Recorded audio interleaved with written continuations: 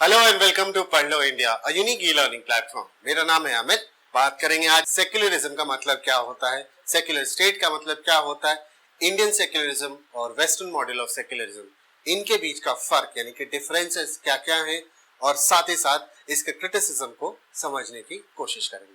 तो चलिए शुरू करते हैं इस चैप्टर को।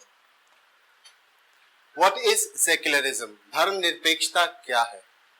Though Jews faced discrimination for centuries throughout Europe, in the present state of Israel, Arab minorities, both Christian and Muslims, are excluded from social, political and economic benefits available to Jewish citizens. तो Jews जो हैं, जिनको हम यहूदी कहते हैं, उनका persecution हुआ पूरी दुनिया में। उनको बहुत अलग अलग तरह के डिस्क्रिमिनेशन फेस करने पड़े, लेकिन आज उनका अपना एक देश है जिसका नाम इजराइल है। इस देश के अंदर अगर आप अरब माइनॉरिटी है, और जब हम अरब माइनॉरिटी बोलते हैं तो हम सिर्फ मुसलमान की बात नहीं कर रहे हैं। अरब माइनॉरिटी का मतलब होता है क्रिश्चियंस एंड मुस्लिम्स। तो इजराइल के अंदर अगर आप क्रिश्चियन या मुस्लिम माइनॉरिटी हैं तो आपको एक्सक्लूड कर दिया जाएगा जो भी सोशल, इकोनॉमिक और पॉलिटिकल बेनिफिट्स होते हैं वहां के सिटीजन होने का। अगर आप ज्यूइश हैं तो ज्यूइश सिटीजन्स को जो वहां फैसिलिटीज मिलती हैं, जो इकोनॉमिक पॉलिटिकल बेनिफिट्स मिलते हैं, वो आपको सिर्फ आपके धर्म के आधार पर इजराइल में नहीं मिलेगा। Subtle forms of discrimination also continue to persist against non-Christians in several parts of Europe. और यूरोप के बहुत देशों में कुछ अजीब तरह का डिस्क्रिमिनेशन देखा जाता है जो क्रिश्चियंस हैं उनके साथ। इंटर रिलीजियस डोमिनेशन, पहले इस टर्म का मतलब समझ लेते हैं।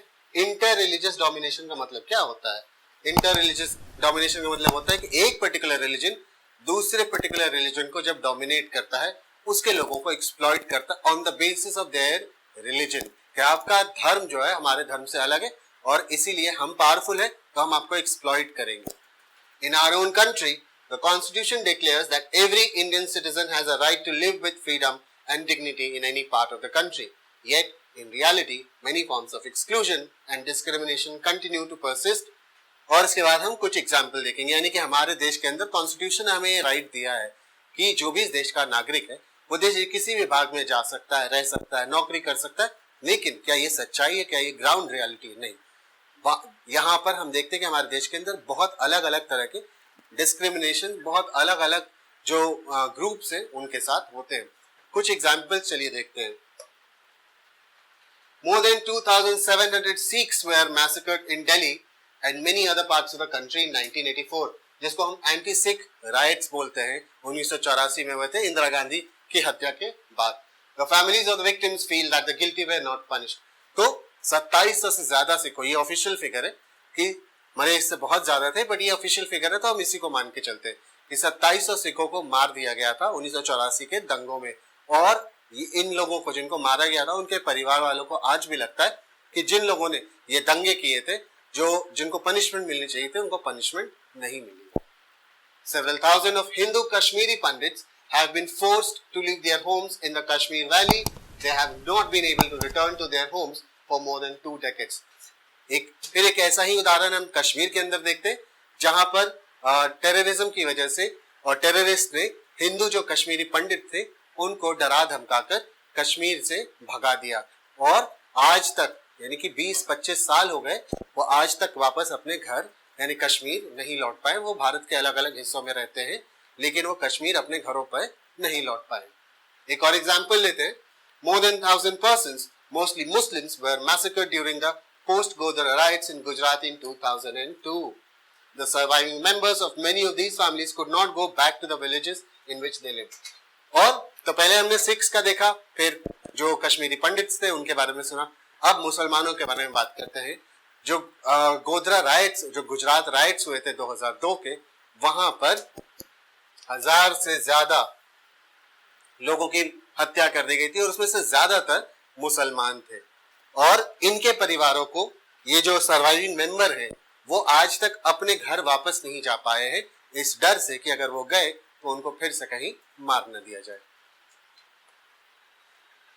In each case, members of one community are targeted and victimized on account of their religious identity। यानी कि हर इस केस में देखा कि एक पर्टिकुलर धर्म के लोगों को सताया गया, उनको प्रताड़ना दी गई, उनका एक्सप्लॉइट किया गया, उनको मारा गया और इस तरह की बहुत उनकी प्रॉपर्टीज को डिस्ट्रॉय कर दिया गया। तो हम ये देखते हैं कि secularism is first and foremost a doctrine that opposes all such forms of inter-religious domination। इसकी बात हमने शुरू में की थी। इंटर रिलीजियस डोमिनेशन का मतलब क्या होता है कि दो धर्मों के बीच के लोगों के बीच में जो एक धर्म जो पावरफुल होता है या ऐसी पोजीशन में होता है जहां वह दूसरे धर्म के लोगों को डोमिनेट कर सके, इसको हम कहते हैं इंटर रिलीजियस डोमिनेशन। तो सेक्युलरिज्म सबसे पहले इंटर रिलीजियस डोमिनेशन को अपोज करता है किसी भी फॉर्म में, यानी कि किसी भी धर्म को प्राइमेसी नहीं मिलेगी। आप सब एक हैं, आप पावरफुल पोजीशन में हो या वीक पोजीशन में हो, आप किसी के ऊपर डोमिनेट नहीं कर सकते by virtue of being born in a particular religion. This is, however, only one crucial aspect of the concept of secularism. An equally important dimension of secularism is its opposition to intra-religious domination.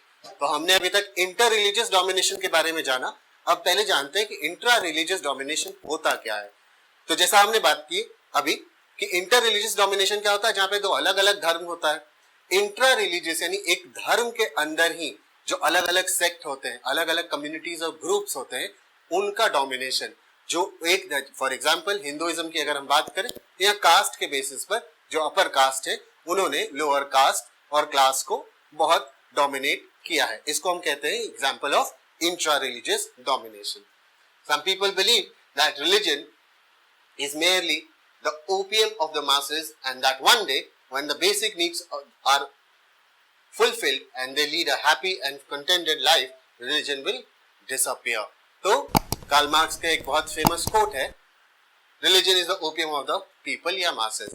तो इसका मतलब ये नहीं है कि वो नशे की बात कर रहे हैं, वो ये कह रहे हैं कि धर्म जो है लोगों के लिए एक नशे की तरह काम करता है, जो उनके जो डेली रियल लाइफ प्रॉब्लम्स है उससे उनको दूर करता है और एक ऐसी दुनिया में ले जाता है जहां वो अपनी सफरिंग्स को भूलने की कोशिश करते हैं।